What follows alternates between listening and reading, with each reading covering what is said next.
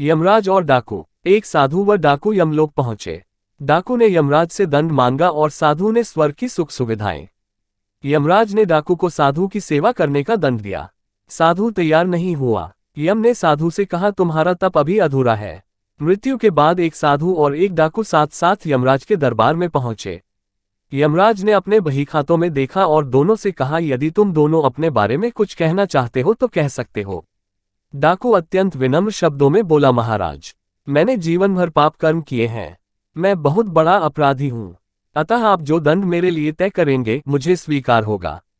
डाकू के चुप होते ही साधु बोला, महाराज, मैंने आजीवन तपस्या और भक्ति की है। मैं कभी असत्य के मार्ग पर नहीं चला।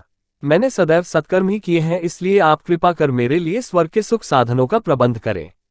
यमराज ने दोनों की इच्छा सुनी और डाकू से कहा, तुम्हें दंड दिया जाता है कि तुम आज से इस साधु की सेवा करो। डाकू ने सिर झुकाकर आज्ञा स्वीकार कर ली। यमराज की यह आज्ञा सुनकर साधु ने आपत्ति करते हुए कहा, महाराज, इस पापी के स्पर्श से मैं अपवित्र हो जाऊंगा। मेरी तपस्या तथा भक्ति का पुण्य निर्थक हो जाएगा। ये सुनकर यमराज क्रोधित होते हुए बोले, निरपराध और भोले व्यक्तियों को लूटने और हत्या करने वाला तो इतना विनम्र हो गया कि तुम्हारी सेवा करने को तैयार है, और एक तुम हो कि वर्षों की तपस्या के बाद भी अहंकारग्रस्त ही रहे और यह न जान सके कि सब में एक ही आत्मतत्व समाया हुआ है।